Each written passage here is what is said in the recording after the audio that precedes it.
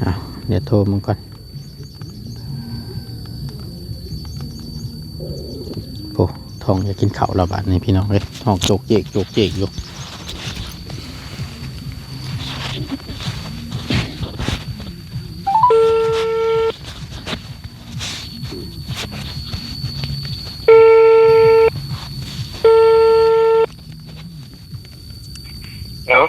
โดยอ้ายสบายดี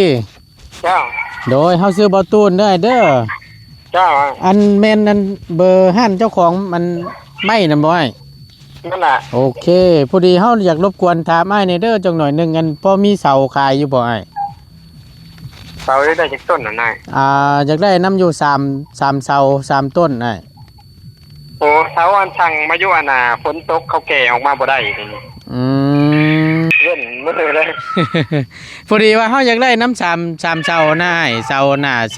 18ยาว4เมตรตามที่ได้เว้าสู่กันฟังนั่นแหละมันมีแต่เสา5เมตรได้เขาเพื่อ5เมตรเสาแม่นมันเสาหน้าเสาโดยมันเจ้ามันมีการฝนฟ้าอากาศและการเส้นทางเข้ามาแหละอันว่าเฮาอันถามราคาแน่ถ้าสมมติว่าเสา5เมตรนี่อ้ายขายในราคาเท่าไหร่อ่ะ1,500อ้ายต้น 1,500 แม่น2คนแม่ลูกฮะอยากไปหาเงินอยากไปหาเงินเจ้าสิไปเฮ็ดหยังได้เฮ็ดตังเทพอยากไปเฮ็ดงานเฮ็ดงานอยู่กรุงเทพพุ่นบ่เจ้าสิไปแล้วได้เจ้าตัวน้อยๆนึงไปกับพ่อกับแม่ไปกับพ่อกับแม่ผ้าอ้อมพอได้มาเปลี่ยนเด้อแล้วก็ครับอันชุดเด็กน้อยนี่มีหมวกมีศพมือศพหยังน้ำแน่เอาล่ะเอาไว้ให้น้องเจ้านบมือเอาใส่ให้น้องเด้อแล้วก็กับมีน้ำเอา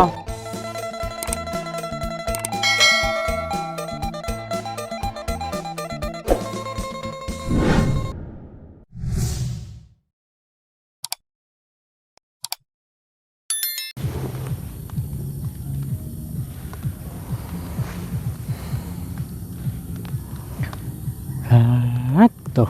มื้อนี้ก็เป็นอีกมื้อหนึ่งเด้อพี่น้องเด้อฝ่าฝนชลทานเนาะตกตั้งแต่มื้อวานนี่เมื่อคืนนี่ก็เบิดคืนมื้อนี้อีกเบิดมื้อพี่น้องก็ถือว่าพายุเข้านักหน่วงทะนวงในอยู่เนาะไปใส่บ่ได้พี่น้องมื้อนี้ก็ได้บ่ได้ขึ้นไปหาทางน้องพรเพิ่นซ้ำเนาะเนื่องจากว่าพาลงฝนตกแห้งน้ำท่วมห้วยท่วมห้องยืงขึ้นมาสะพานจะว่าไปแล้วจากพี่น้องเนาะตรงที่ว่ามันขาดนะโอ้อันตรายแห้งพี่น้องเขาบ้านน้องพรเพิ่นในช่วงนี้เอาค่ะสรุปง่ายๆเนาะพี่น้องเนาะมื้อนี้กับทางบ่ตูนกับบ่ได้ขึ้นไปหาทางน้องพรเฮาเด้อพี่น้องเด้อพังเบิ่งอาจสิเป็นมื้ออื่นพี่น้องพอดีทั้งบ่ตูนได้ลงมาพี่มานำกัน3หนุ่มคือเก่าพี่น้องเนาะทางเบาดีกับเบาเงาเบาตูนลงมาพี่น้องบ้านส่งเนาะก็คือทางบอดี้สิมาแจ้งข่าวดีหรือว่าเกี่ยวกับเปิดในการสมทบที่จะชื่อดินรอนต้นหญ้าให้กับทางชาวเทหรือว่าชาวเทนั่นแหละชาวเทบอกพี่น้องเบาตูนก็จำบ่ได้แล้วเมื่อคืนนี่ที่แวะเวียนมาหาทางครอบครัวเราเมื่อวานนี่เนาะเอาคนอื่นพี่น้องเลยกราบสบายดีและสวัสดีเด้อพี่น้องเด้อสบายดีเบิดจูขู่สู่คนบ่ว่าสิอยู่ในและกระทางประเทศก็ยินดีต้อนรับเข้าสู่ช่องประธานป้องชาแนลคือเก่าเด้อพี่น้องเด้อพบเจอกันในคลิปนี้เนาะพร้อมกับผ้าพลโปรยๆลงมาณตอนนี้ก็ตกอยู่แต่ว่าบ่แห้งพี่น้องประตูเอาคันร่มหรือว่าคันจ้องกั้งไม้และโทรศัพท์ประตูอยู่ณตอนนี้เนาะพอดีทั้งประตูก่อนสิเข้ากับคือจังซี่ประตูสิลำเนินการตัวเรื่องเสาก่อนพอดีทั้งประตูเอาเบอร์นำทางเบาดีเนาะห่านเจ้าของไม้นั่นแหละพี่น้องประตูสิลองโทรถามเบิ่งอ้ายเราก่อนว่าพอมีบ่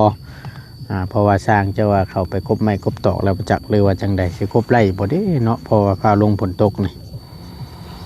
เดี๋ยวประตูสิลองโทรเบิ่งก่อนเด้อพี่น้องเด้อ เพราะว่าทั้งนั้นบ่ตูนคงสิเบิดหวังละปะโทเอาเดี๋ยวโทรมันก่อนโอ้ท้องอยากกินข้าวและบาดนี้พี่น้องเอ้ยท้องโจกเจกโจกเจกอยู่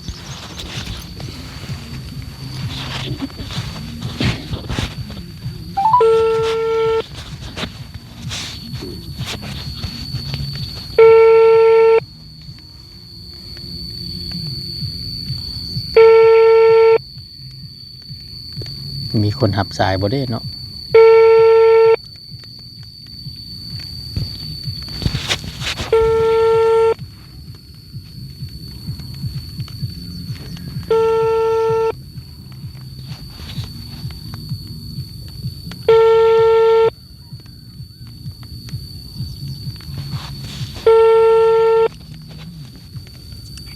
เดี๋ยว โดยอ้ายสำบายดี เจ้า โดยเฮาซื้อบ่ตูนได้เด้อ เจ้า อันแม่นอันเบอร์ห้านเจ้าของมันไม่นำบ่อ้าย นั่นแหละ โอเคพอดีเฮาอยากรบกวนถามอ้ายในเด้อจังหน่อยหนึงอันพอมีเสาขายอยู่บ่อ้าย เสาได้จากต้นน่ะนาย อยากได้น้ำอยู่3เสา3ต้นอ้าย โอ้เสาอันสั่งมาอยู่อันน่ะฝนตกเขาแก่ออกมาบ่ได้นี่ อืม สั่งเสามาไว้ขายอันน่ะ70เสาพุ่นน่ะ บ่ มาบ่ฮ้อน เสา แม่นเขาปาดแล้วเขาฝนตกแล้วมันมาบ่ได้น้ำท่วมทาง โอ้ยเนาะ แม่น ฝนตกแห้งอยู่บ่อยู่เพิ่นก็ได้ แม่น ปาด ตกคู่มือเลยจนบ่เว้นมือเลย พอดีว่าเฮาอยากได้น้ำ3เสาหน้าอ้ายเสาหน้า18ยาว4เมตรตามที่ได้เว้าสู่กันฟังนั่นแหละ มันมีแต่เสาหาเมตรได้ เสา เขา ห้า เพื่อหาเมตรเช้าแม่นอันหักเสาหนาเสา เอา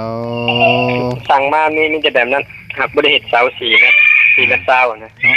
เฮ็ดได้สันบัดนี่ปัดหมู่มันผัดมีอันอยู่อัน แม่น ความยาวผัด4เมตรนั่นน่ะ มีแต่ตัดเอาละสั่นอยากได้ค่ะ อืม หายไปยังมาบ่ได้ บ่ แม่นสั่นอยากได้ยังมาบ่ได้ ประมาณจักมื้อนั่นน่ะถ้าสมมุติว่ามาได้นั่นน่ะ เบิ่งฝนไม่ได้ อ๋อ กันน้ำห่วยลงกับเขามาได้เขามาให้ได้ โดย มันเจ้า มันมีการฝนฟ้าอากาศและการเป็นทางเข้ามาแล้ว อ๋ออันว่าอันเฮาอันถามราคาแน่ถ้าสมมุติว่าเสา5เมตรนี่อ้ายขายในราคาเท่าไหร่อ่ะ ปัญหาอ้ายต้น ต้น 1,500 แม่น อ๋อ3ต้น3เสานี่เท่าไหร่น่ะไล่เบิ่งเฮานี่ มันมันตุก2ล้านปลายเนาะจะแม่นบ่4ล้านบ่ได้เนาะ 4,500 4ล้านปลาย 64ประมาณ3ล้านปลาย 3ล้านปลายอ๋ออันนี้มัน5เมตรหน่อยเนาะหน้าเศร้าเนาะ หาเม็ดปลายมันไม่หนาเศร้าเสาหนาเศร้า โดยถ้าว่าอยากไล่ก็แม่นคงสิยังบ่ได้แล้วนะตอนนี้เนาะ แม่นแต่มาบ่ได้ถ้าเขามาบ่ได้เลยต้นน้ำท่วมห่วยแล้วตันทางบ้านเขามาแล้วมันมาบ่ได้เดี๋ยวดูจังใดก็น้ำท่วมมันแหละ เนาะคักแน่ลิสันบานนี่ โดยอ้ายขอบใจหลายๆจ้ะอ้ายโดยเอาจังไดเดี๋ยวค่อยโทรล้มกันอีกทีนึงเนาะไอ้เนาะโดยเอาจ้ะขอบใจเด้อโอ้ยฟ้าฝนตกถือว่าทั่วถึงอยู่พี่น้องเนาะอยู่พุ่นกับฟ้าลงฝนตกว่าซั่นฟ้าตกถือว่านักอยู่เด้พี่น้องเอ้ยเสา1,500ว่าซั่นเป็นเงินบาทเด้อบ่ตูนสิไล่เป็นเงินกีบเบิ่ง1,500คูณ665,000ไล่ตัวเลขกลมๆ660,000 660,000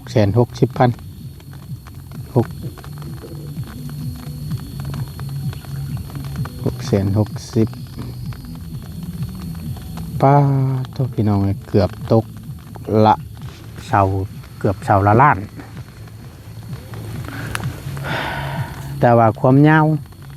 เสามัน5เมตรปลาย ฮ็ดจังได๋ดิบ้านนี่น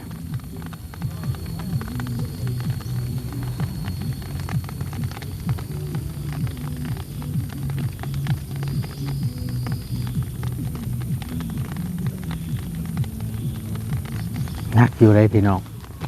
3เสานี่ก็ตกอยู่3ล้านปลาย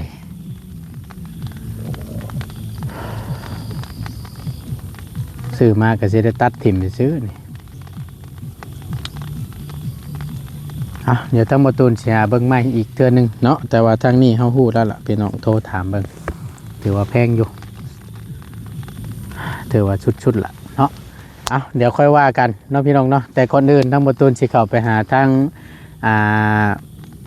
ครอบครัวแม่ลูกอ่อนก่อนพี่น้องเห็นแล้วก็โอ้เป็นตาลุโตนเป็นตาสงสารเพิ่นจังนี้ก็ได้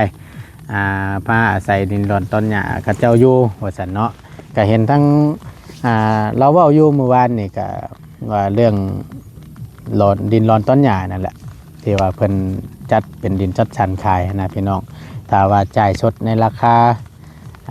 35,000ว่าซั่นถ้าว่าลาวผ่อนนี่ก็ตกอยู่ประมาณ45,000ว่าซั่นแล้วพอดีทางบอดี้ก็ได้เปิดสมทบซอยก็คือเป็นผู้นำร่องว่าซั่นซะเอาเงินเจ้าของออกแล้วก็ซอยเพื่อว่ามีผู้ใหญ่ใจบุญใจกุศลอยากรวมทำบุญอยากซื้อที่ดินรอนต้นหญ้าให้กับเราว่าซั่นเนาะก็เปิดแต่ก็มีข่าวดีพอดีเลยลงมาทั้งพี่น้องเข้ามาแจ้งข่าวดีให้เราหูน้ำกันเนาะก็ว่ามีผู้ใหญ่ทางบอดี้สมทบซอยเข้ามาพี่น้องเลยแต่ในราคาจำนวนเงินกับบ่ฮู้ว่าเท่าไรละแต่ว่ามีข่าวดีลงมาแจ้งนะทางบ่ตุนก็เลยลงมาพี่กะค่ำแล้วล่ะเนาะก็ขอโทษขออภัยน้ำหลายๆเพราะว่าพี่น้องที่คอยติดตามเราเบิ่งเราชมทางน้องพรเนาะแต่มื้อนี้ก็บ่ได้ขึ้นเพราะว่าฟ้าลงฝนตกแห้งน้ำสิท่วมอยู่ดอกบ่ตุนคิดว่าได้พังเบิ่งมื้ออื่นพี่น้องถ้าหากว่าเนาะฟ้าลงฝนบ่ตกก็สิได้ขึ้นไปอยู่เพราะว่าสร้างเพิ่นก็คือจังว่ามันสิมาเริ่มกบไม้กบตอกแล้วบ่จักเนาะเอาจังใดก็ฝากพี่ฝากน้องเป็นกำลังใจให้คือเก่าคือเดิมเด้อพี่น้องเด้อเนาะเบิ่งคลิปโดยบ่ข้ามโฆษณาสิ่งที่สำคัญเดี๋ยวทั้งบ่ตูนสิเข้าไปหาทั้งเมลูกอ่อนก่อนพอดีทั้งบ่ตูนเห็นเมื่อวานนี้ทั้งผู้ลูกเพิ่นก็โอ้ยหาถุงมือถุงตีนหมวกหยังใส่ก็บ่มีทั้งบ่ตูนก็ได้ซื้อเอาเป็นชุดผ้าอ้อมแล้วว่าชุดเด็กน้อยนั่นแหละเอามาฝากมาต้อนพี่น้องเลยทั้งบ่ตูนก็เอาเงินส่วนตัวบ่ตูนแหละซื้อเนาะแล้วก็มาฝากมาต้อนเพิ่นเห็นแล้วทุกตูนนะพี่น้องไปเมื่อวานลายอย่าห่างเข้าไปเบิ่งไปชมน้ำกันอีกครั้งหนึ่งเนาะ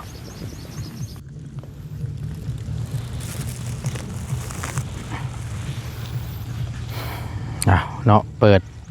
ไมค์มาในพร้อมกับปลั๊กเลนคือซีเมนต์ตอนนี้ละเพิ่งนี่ก็ถือว่ากว้างได้พี่น้อง35,000ก็ถือว่าพอซื้ออยู่เนาะว่าตามซื้อซะเพราะว่าดินเปิ้นแบ่งไว้เป็นดินจัดชันไว้ขายพี่น้องเนาะแต่ว่ามีเงินพออยากซื้ออยู่บ่ตูนกัน35,000นี่ก็เท่าไรพี่น้องเป็นเงินกีบ10,000ก็ตกอยู่6ล้าน20,000ก็12ล้าน30,000ก็18ตีไปประมาณ20ไปเนาะ20ไปน้อยๆพี่น้องโอ้ยพอซื้อดีมีเงินพออยากซื้อทิ่มไว้อยู่พี่น้องให้ทำบ่ตูนไว้ปลูกหันปลูกนี่เนาะความฝันของบ่ตูนนั้นอยากปลูกมะพร้าวน้ำหอมพี่น้อง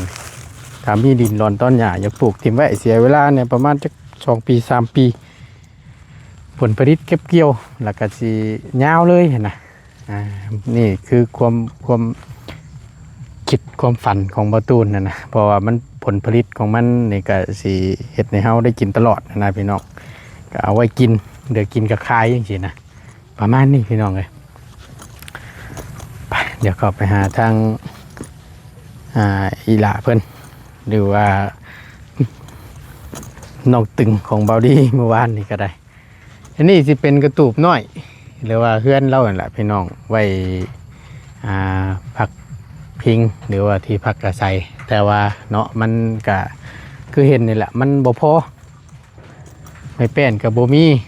ปากกระจาดกับบ่มีเราปะสังกะสีก็ได้อยู่ภายเดียวเราปะ นี่นะยังภายนี้ใส่ผ้ากระจาดนี่ก็บ่ฮอด8 แผ่นดอกบ่ตูนเบิ่งนี่คิดว่าเด้อบ่น่าสิฮอดดอกเพราะว่ามันก็บ่ได้ใหญ่พอปานใดสังกะสีนี่ก็สิอยู่ประมาณ7-8 แผ่นนี่ล่ะถ้าว่ามันพอก็ได้สิอยู่ราวๆนี่เห็นแล้วก็แต่ดูตนพี่น้องเลยไปบุรีทั้งประตูสิเข้าไปหาก่อนโอ้คักกะดีถังน้ำบ่พอได้กินได้ใช่เนาะ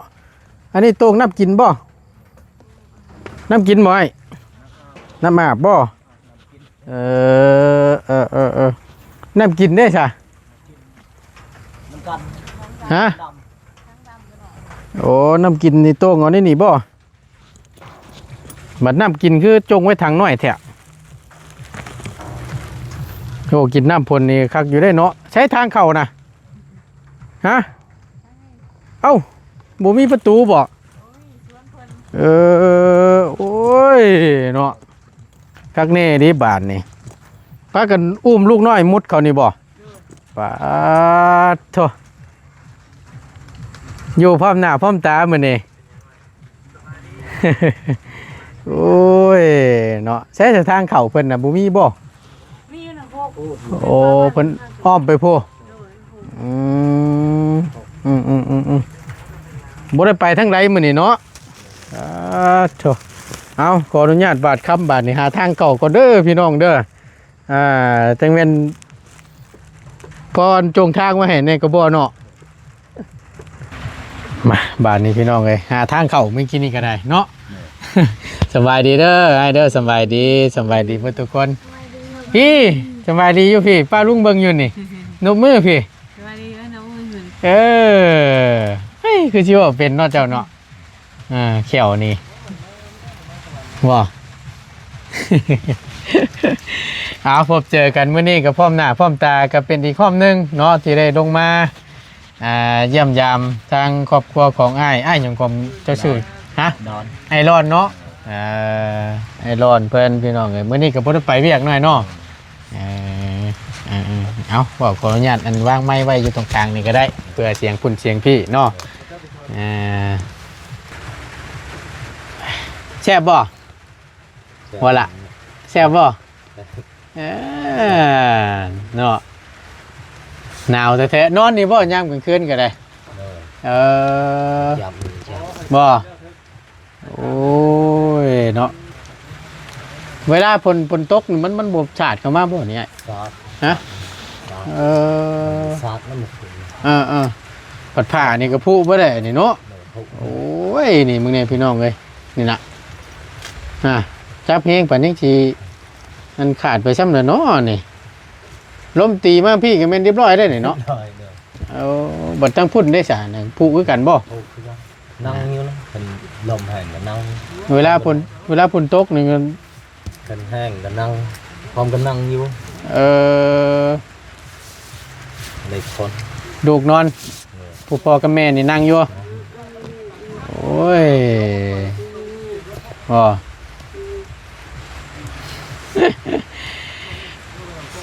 เมื่อยเด้เนาะพี่น้องเอ้ยฟ้าลงฝนตกขึ้นสิยังดีแต่ว่ามันบ่หัวเนาะถ้าว่าหัวนี่พอแห้งแล้วนี่ยุงก็พอยุงบาดนี่พี่น้องเอ้ยพอแห้งแล้วอันนี้นอนบ่น่ะนะรับแหละโอ้ยผู้ชายบ่ยิงชองชายชองถือว่าเป็นแล้วนี่สอนอยู่บอกวิธีนี่เด้อไอ้เด้อ ยิงชองชายชองนี่จะได้อยู่ได้ได้ลูกผู้นึงเอาก็ได้เนาะเฮียนบ่เจ้าฮะบ่ได้เฮียนครับคือบ่เฮียนสองคนไม่รู้ฮะอยากไปหาเงินอยากไปหาเงินเจ้าสิไปเฮ็ดหยังได้เฮ็ดตังเทพอยากไปเฮ็ดงานเฮ็ดงานอยู่กรุงเทพพุ่นบ่เจ้าสิไปแล้วร้ายเจ้าตัวน้อยๆนึง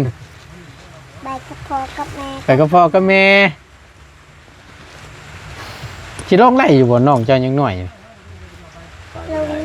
บ่ดูล่ะ หาเงินเท่านี้นะ บ่ได้ บ่ได้ ถ้าบ่เอา นะเขาว่าเขาว่าเอา โดย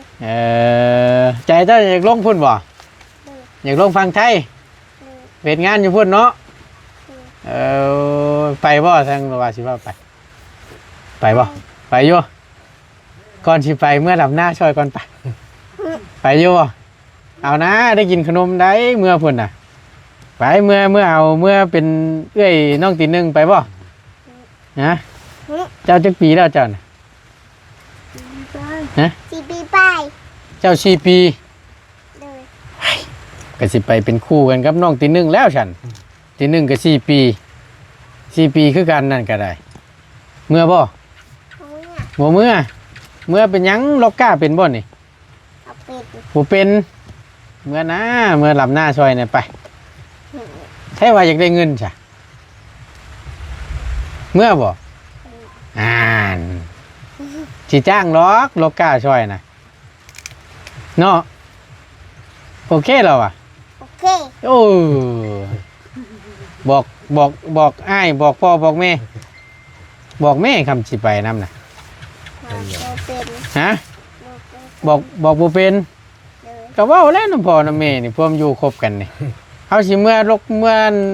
กก้าเด้ว่านี่นี่สิเมื่อซอยว่าสิไปหาเงินก่อนว่านี่นี่บ่กินฮอดน้องบ่ฮะ ว่า บ่กินฮอดป้า อยากเอา ฮะ บ่ไปอยากเอา ข่อยบ่อยากเอาเป็นหยังน่ะเมื่อย ตัวนี้ก็มี ฮะ เมื่อย เมื่อยเอาน้องโอ้ยเนาะนี่มันเว้าเป็นแท้ๆพี่น้องเอ้ยอ้าวบ่อะไรจะห้างทั้งบ่ตูนก็ซื้ออันนี้พี่น้องซื้ออันเห็นเมื่อวานนี่ก็ดูโตนเพิ่นมีอยู่บ่ชุดใส่น่ะได้อยู่เนาะถุงมือได้จะมีอยู่บ่พอได้ใส่อยู่บ่โอ้ยบดหมวกคือบ่ใช่เพิ่นแน่น่ะถุงมือถุงยางนั่นน่ะก็ได้ หมวกเปียกซะ พอดีนี่เด้อเฮาชื่อผ้าอ้อมพอได้มาเปลี่ยนเด้อแล้วก็ครับอันชุดเล็กน้อยนี่มีหมวกมีศพมือศพหยังน้ำแน่เอาล่ะเอาไว้ให้น้องเจ้านบมือ ก็โล เอาใส่ให้น้องเด้อ โดย แล้วก็กับมีน้ำเอาพอได้ต้มเด้อโอ้ยพี่น้องเลยจักชุดเพิ่นนั่นน่ะชุดบักหลาหน่อยนะ 3 ชุด 4 ชุดเนี่ย พอได้เปลี่ยนอยู่แล้ววะพอได้เปลี่ยนอยู่เนาะ เขาเห็นเขาเก็บมาให้ บ่เอาบ่ได้ชื่อไม่บ่ซะ ซื้อแล้ว ไม่ได้เอามาให้ เอ เขา อ เห็นเลยเดินลงเช้าให้ไม่ได้เอามาให้เว้ย เอาเนาะกะนี่แหละอันนี้ก็เป็นเงินส่วนตัวให้แหละซื้อมาให้เด้อซอยกันพี่น้องเห็นกระบาบักหลาเพิ่นได้อยู่เช้าปลายมื้อบ่ ก็ไป เช้า8เช้า9เนาะก็ยังบ่พอเดือนครับ ไม่ได้น้องลูก อยากใช้ให้น้องบ่ฮะใช้เป็นอยู่บ่ลองมึงดูซะครับใจเป็น ปิด ฮะ ว่าเป็น ใช้บ่เป็น โดย โอ้ยเนาะ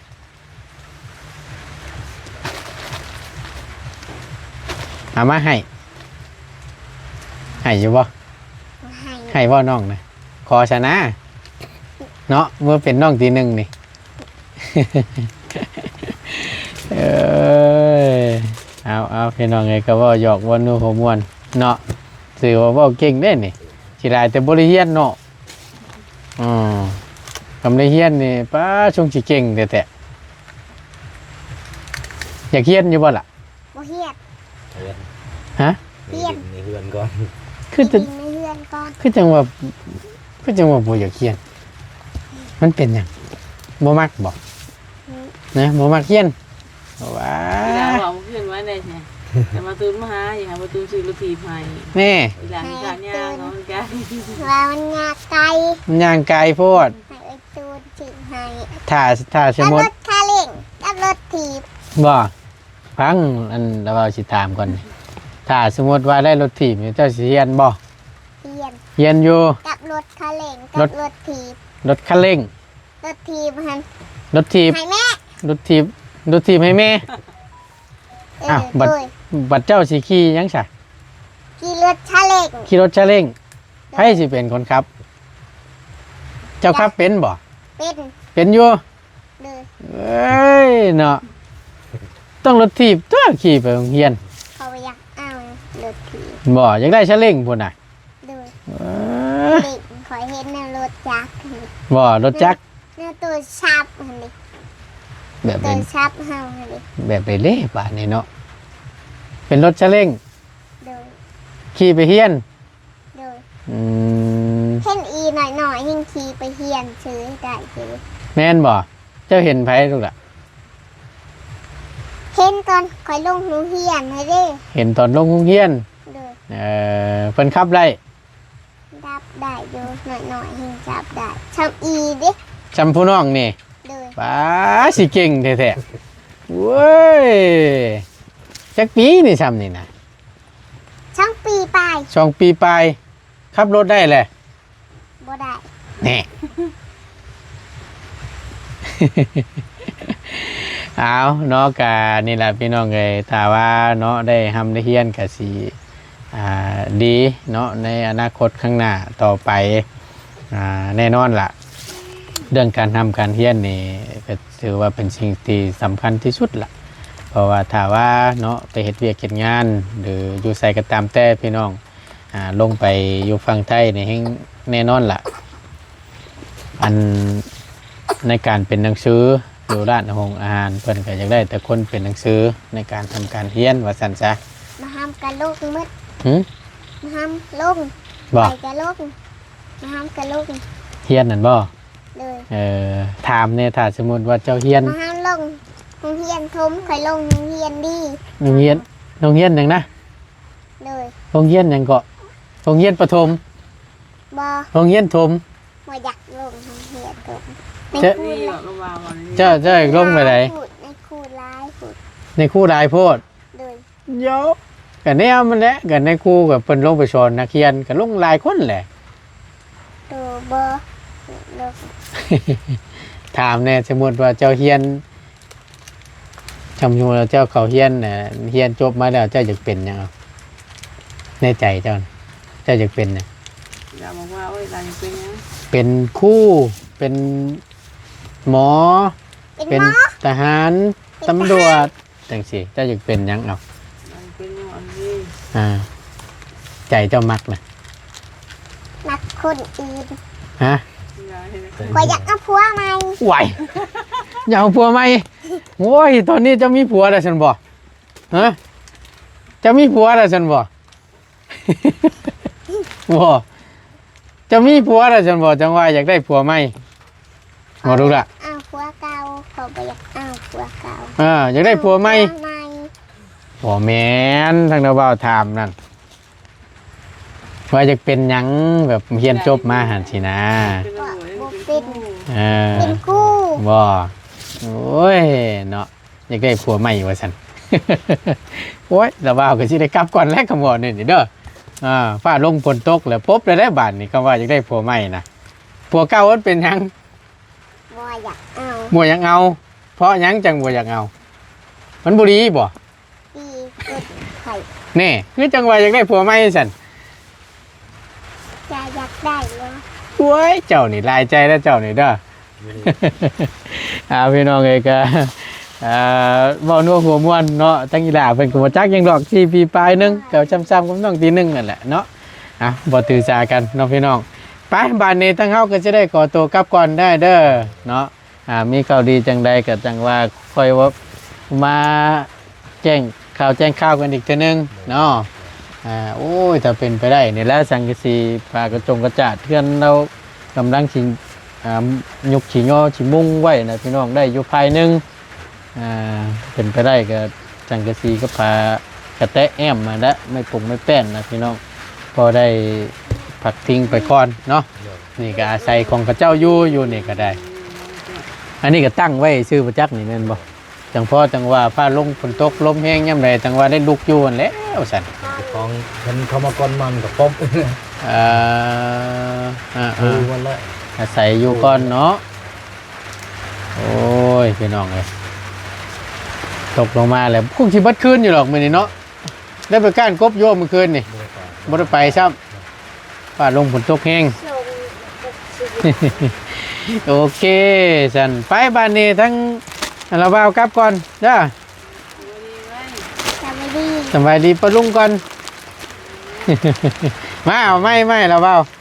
เอาไม่เออเอาบ้านนี้ไปบ้านนี้ทั้งเฮากลับก่อนเด้อเด้อบ้านนี้เด้ออยู่ดีมีแฮงเด้อ